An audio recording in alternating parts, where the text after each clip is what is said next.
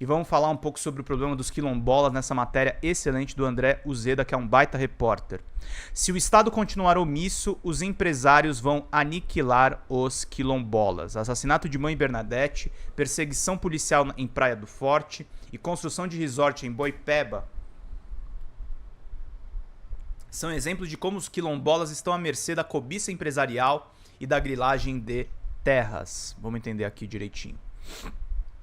As palavras que marcam o ano de 2023 para os quilombolas não fogem à regra de outros termos que invariavelmente os acompanha: assassinato, violência, invasão de terra, cobiça empresarial, disputa contra uma elite econômica e uso da máquina pública para suprimir os seus direitos constituídos.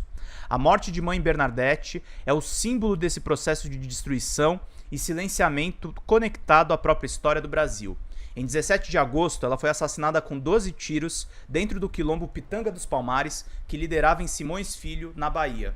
6 anos antes, o seu filho, Flávio Gabriel Pacífico, o Binho do Quilombo, também teve a sua vida ceifada de forma violenta. Como mostramos no Intercept Brasil, os dois lutavam contra a implantação de um aterro vizinho a eles, dentro de uma área de proteção ambiental, no Vale do Itamboatá.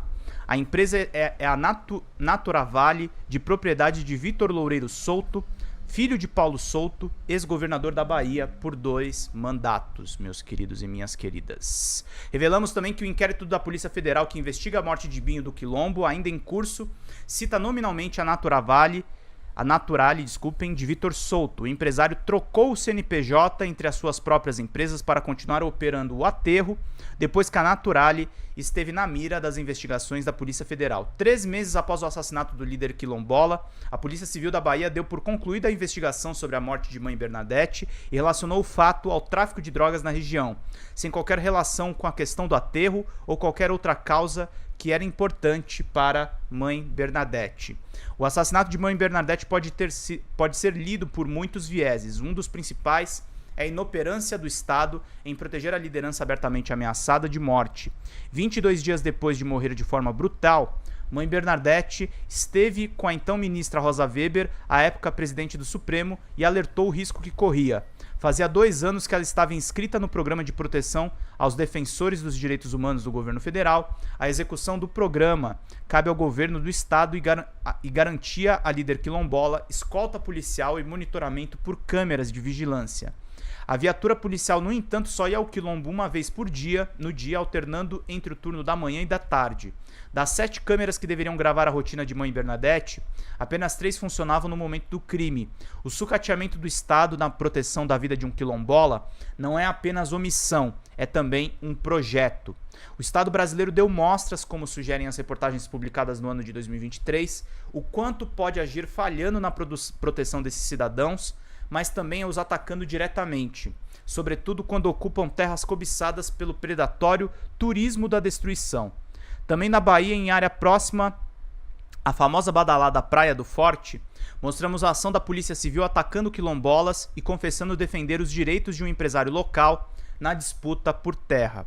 Ainda por lá, revelamos que o então prefeito da Mata de São João, o milionário João Gualberto, do PSDB, teria utilizado a estrutura municipal para expulsar moradores em uma área próxima à reserva Sapiranga. Gualberto é sócio dos condomínios de luxo e empreendimentos pomposos da Praia do Forte. Em sua declaração de candidato, constam a aeronave, rede de supermercado e mansão. Rico, né? A luta no Brasil desde sempre é uma luta por terras, e justamente nesse ponto, os quilombolas, mesmo sendo donos de lotes por direito ancestral, são vistos como empecilhos e custos pelo grande empresariado investidor.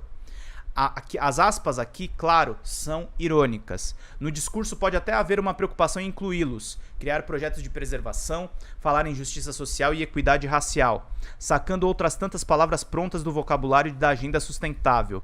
Mas, em muitos casos, a ação é inevitavelmente aniquiladora.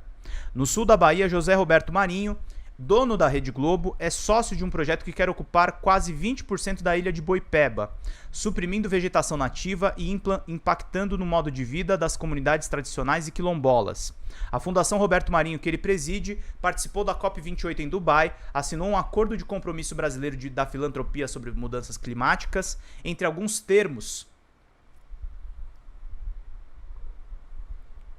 está conservar nossas florestas e biomas, além de reconhecer e valorizar as comunidades indígenas tradicionais, com seus saberes para a conservação dos biomas, do patrimônio ecológico e para o desenvolvimento de soluções.